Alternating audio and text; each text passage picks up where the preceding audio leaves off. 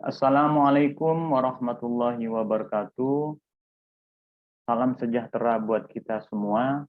Semoga kita selalu tetap dalam lindungan Allah Subhanahu wa Ta'ala. Teman-teman mahasiswa dimanapun berada, di video kali ini saya akan menjelaskan terkait dengan fungsi bimbingan konseling di sekolah.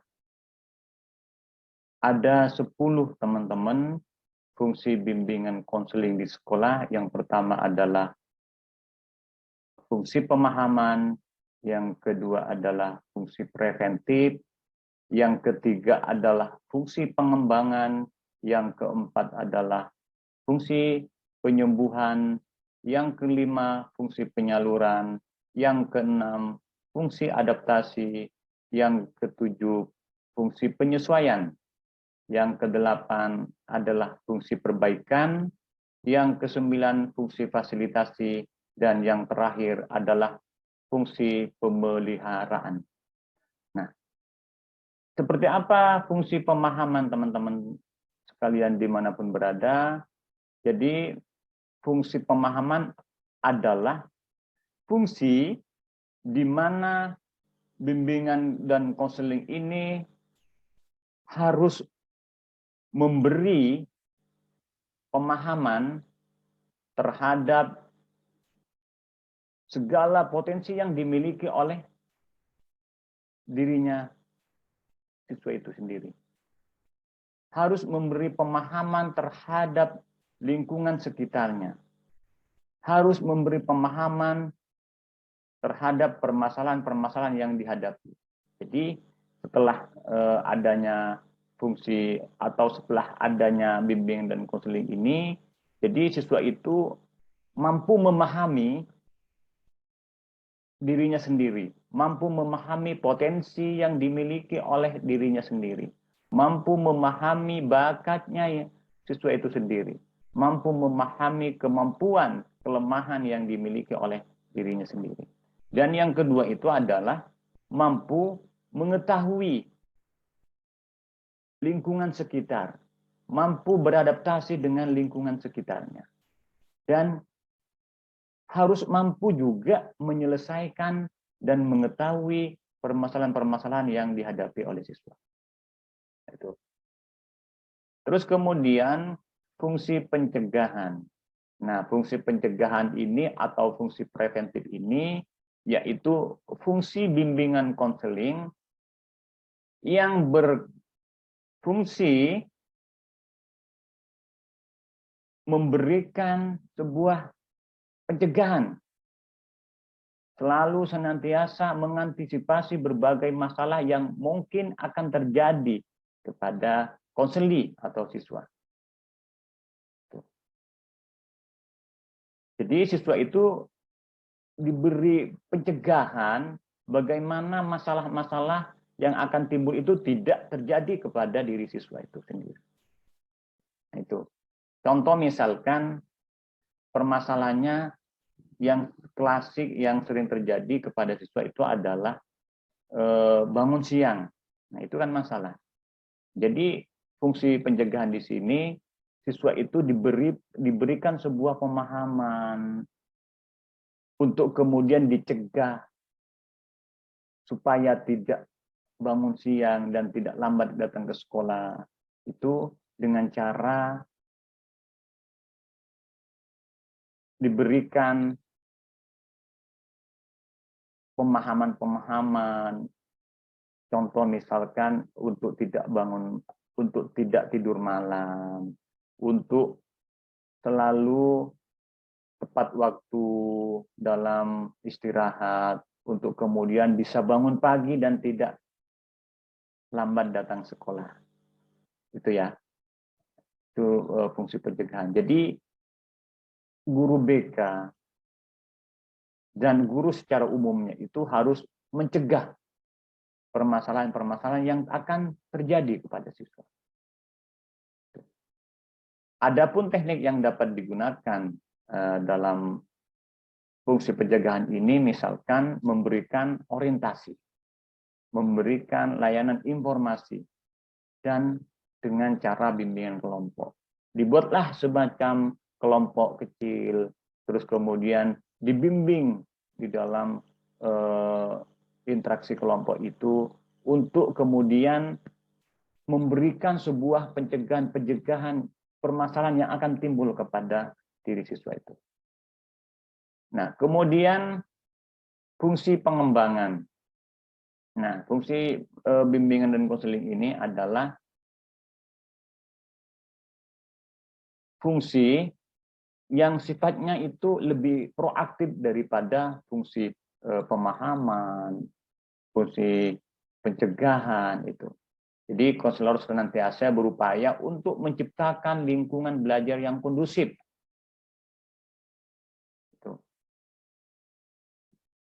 Memberikan fasilitas-fasilitas yang bisa digunakan dalam mengembangkan potensi siswa. Dengan cara apa? Dengan cara harus berkolaborasi dengan guru untuk kemudian menyediakan fasilitas-fasilitas yang memadai dalam proses pendidikan, dalam proses pembelajaran. Nah, misalkan teknik bimbingan yang dapat digunakan selalu memberikan layanan informasi kepada siswa. Terus kemudian tutorial, diskusi kelompok atau curah pendapat atau brainstorming. Ada homeroom, kunjungan rumah, dan ada karya wisata. Jadi menyediakan segala fasilitas-fasilitas yang dibutuhkan, menyediakan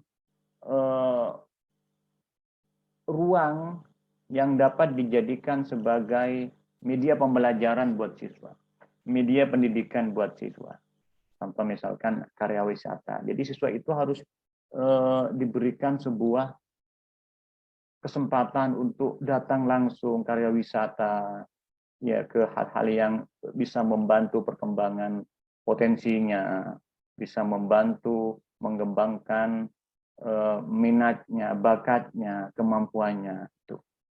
Terus kemudian ada fungsi penyembuhan. Nah, fungsi penyembuhan ini merupakan fungsi bimbingan dan konseling yang bersifat kuratif. Nah, jadi ini berkaitan erat dengan upaya pemberian bantuan dalam menangani masalah-masalah yang dihadapi oleh siswa. Baik itu masalah pribadi, masalah sosial, masalah belajar, maupun juga masalah karir. Teknik apa yang dapat digunakan dalam fungsi penyembuhan ini bagi siswa yang mengalami masalah pribadi, masalah sosial, maupun juga masalah karir, ini bisa kita gunakan dengan cara konseling. Dengan cara konseling. Namun ketika ada masalah dengan belajar, maka ini bisa gunakan atau bisa menggunakan remedial teaching. Jadi guru BK itu berkolaborasi dengan guru untuk kemudian guru BK itu memberikan sebuah saran untuk memberikan remedial teaching.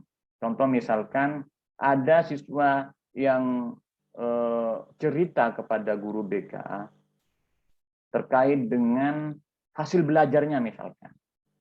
Hasil belajarnya rendah. Nah, kenapa kok hasil belajarnya rendah? Ternyata setelah konseling, maka ternyata gurunya itu dalam menyampaikan materi itu kurang maksimal. Tidak menggunakan model pembelajaran yang sesuai dengan keinginan siswa, tidak memberikan metode pembelajaran yang menyenangkan, sehingga akan timbul kepada hasil belajarnya. Maka guru BK itu harus memberikan saran kepada guru untuk melakukan remedial teaching dengan menggunakan model-model pembelajaran yang dibutuhkan oleh siswa. Itu ya. Nah, kemudian ada fungsi penyaluran. fungsi bimbingan dan konseling ini yang mana membantu konseling atau siswa ini memilih kegiatan-kegiatan kurikuler, misalnya jurusan, karir, minat, bakat, atau yang lainnya. Jadi fungsi daripada BK ini harus memberikan sebuah fungsi yang itu dapat menyalurkan kemampuan siswa atau minat siswa itu ke hal-hal yang positif sesuai dengan apa yang diinginkan oleh siswa. Itu ya.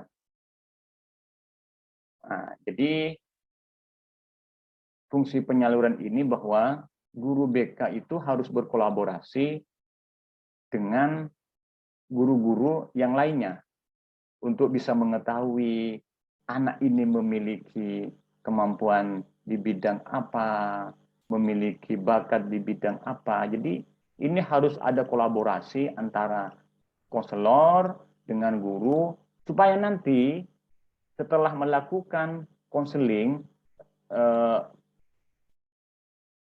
guru BK itu memberikan sebuah solusi, memberikan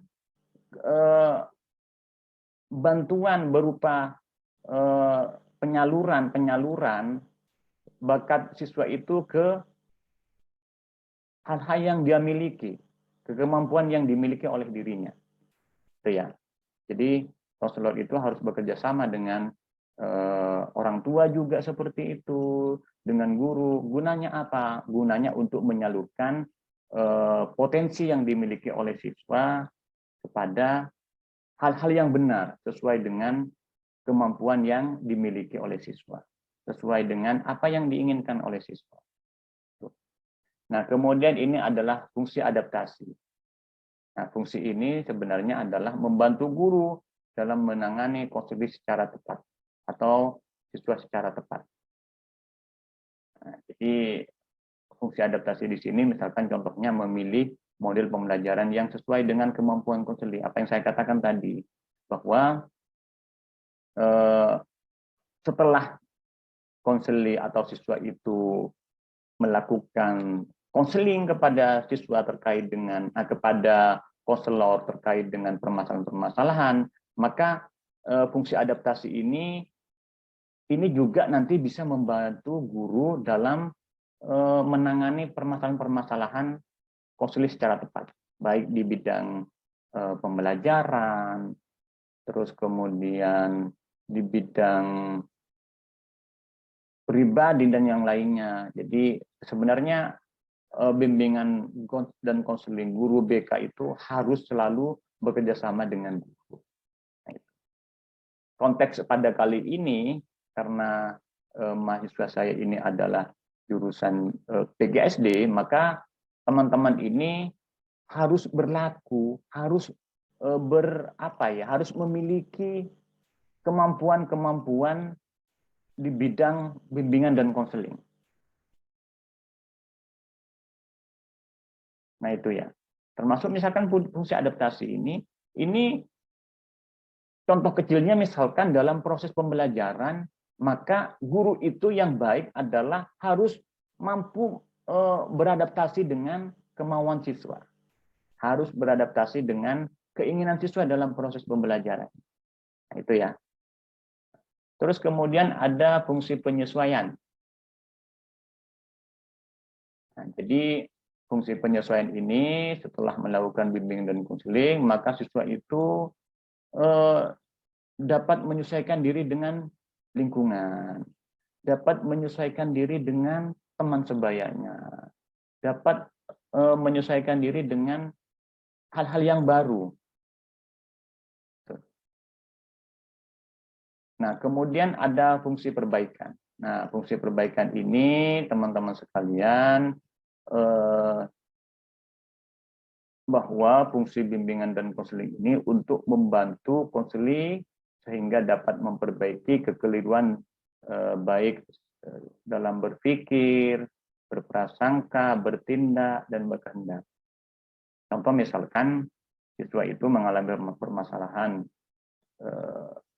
pribadi misalkan, yang itu siswa menganggapnya bahwa masalah yang dihadapi oleh siswa itu sudah tidak bisa diselesaikan misalkan, sudah fatal misalkan, maka fungsi perbaikan ini adalah bagaimana guru bimbingan dan konseling ini harus memperbaiki perasaan-perasaan, pemikiran-pemikiran yang itu sudah dianggap fatal oleh siswanya, oleh si konseling. Artinya mengembalikan pikiran-pikiran yang tidak normal menjadi normal, pikiran-pikiran yang irasional menjadi rasional, gitu. Jadi fungsi perbaikan adalah di situ, teman-teman. Nah, kemudian fungsi fasilitasi. Nah, fungsi fasilitasi ini bahwa bimbingan dan konseling ini harus memberikan kemudahan kepada konseling dalam mencapai pertumbuhan dan perkembangan yang optimal. Nah, harus memberikan kemudahan kepada peserta didik atau konseling ini secara maksimal dalam proses pembelajaran. Dengan cara apa? Dengan cara berkolaborasi dengan guru. Karena secara nyata, guru BK itu tidak tahu kondisi kelas. Tapi setelah ada permasalahan dan kemudian siswa melakukan sebuah proses konseling, maka itu akan mengetahui, guru BK itu akan mengetahui, oh masalahnya adalah karena di dalam kelas itu tidak ada fasilitas yang memadai, misalkan